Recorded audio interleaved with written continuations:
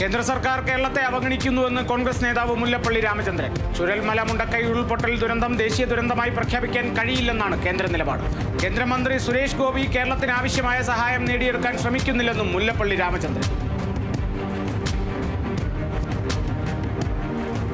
സംസ്ഥാനത്തെ റേഷൻ കട ഉടമകൾ ചൊവ്വാഴ്ച കടകൾ അടച്ചിട്ട് പ്രതിഷേധിക്കും. സെപ്റ്റംബർ ഒക്ടോബർ മാസങ്ങളിലെ വേതനവും ഉത്സവ ഭത്തയും നൽകണമെന്നാവശ്യപ്പെട്ടാണ് പ്രതിഷേധം.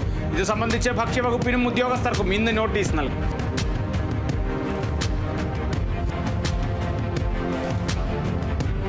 മാലിന്യം ശേഖരിക്കുന്ന ഹരിതകർമ്മസേനയുടെ സേവന നിരക്കുകൾ ഉയരും. ഇത് സംബന്ധിച്ച മാർഗരേഖയ്ക്ക് തദ്ദേശ ഭരണ വകുപ്പ് അംഗീകാരം നൽകും.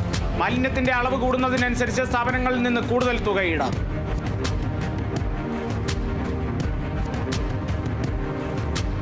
ആർമി റിക്രൂട്ട്മെന്റ് റാലി ഫെബ്രുവരി 1 മുതൽ 7 വരെ തൃശൂർ മുനിസിപ്പൽ കോർപ്പറേഷൻ സ്റ്റേഡിയം, ജില്ലാ സ്പോർട്സ് കൗൺസിൽ ഇൻഡോർ സ്റ്റേഡിയം എന്നിവിടങ്ങളിൽ നടത്തും.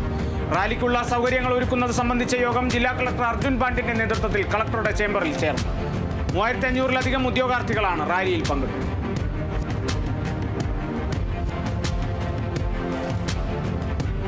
കോട്ടയം പാലായിൽ 2 ക്ഷേത്രങ്ങളിൽ മോഷണം. ഇടമറ്റം പൊന്മല ദേവി ക്ഷേത്രം, പുത്തൻ ശബരിമല ക്ഷേത്രങ്ങളിലാണ് ഇന്നലെ രാത്രി മോഷണം നടന്നത്. ഓഫീസിന്റെ പൂട്ട് തകർത്ത് അകത്ത് കടന്ന കള്ളൻ അലമാര കുത്തി തുറന്നും വഴിപാട് കൗണ്ടറിന്റെ പൂട്ട് തകർത്തുമാണ് മോഷണങ്ങൾ നടത്തിയത്.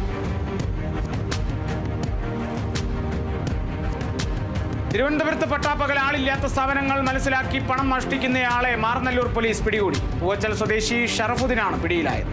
അറസ്റ്റിലായത് ഉരുട്ടമ്പലം ആശാ ഫർണിച്ചർ കടയിലെ 18,000 രൂപ മോഷ്ടിച്ച കേസ്.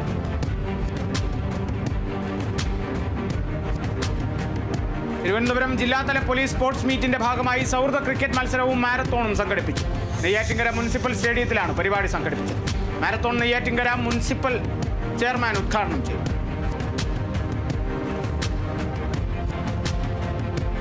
ആലപ്പുഴ മാന്നാർ കരയോഗം UP സ്കൂളിൽ ദേശീയ പത്രദിനം സംഘടിപ്പിച്ചു. കുടുംബശ്രീ CDS ജെൻഡർ റിസോഴ്സ് സെന്ററും ജെൻഡർ ക്ലബ്ബും മാതൃഭൂമി സീഡ് ക്ലബ്ബും സംയുക്തമായാണ് പരിപാടി സംഘടിപ്പിച്ചത്.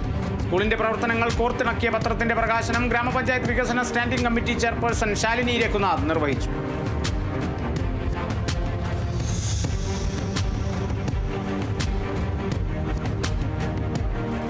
ഇരട്ട ഫുഡ് ഫെസ്റ്റിവൽ നടത്തി ശ്രദ്ധേയമായി Pathanamthitta Kozhencherry Marthoma senior higher secondary school.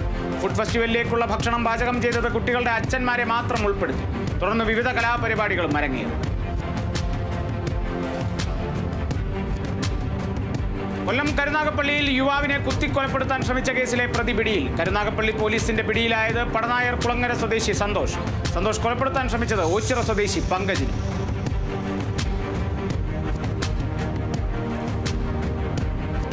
Thrissur നഗരസഭയിൽ കൗൺസിലറുടെ കുത്തിയിരിപ്പ് സമരം നടത്തിയത് നഗരസഭാ കൗൺസിലർ VM ജോണി. പ്രതിഷേധം നഗരസഭാ സ്റ്റേഡിയം പ്ലാന്റിനോടുള്ള അവഗണന അവസാനിപ്പിക്കണമെന്നാവശ്യപ്പെട്ടു.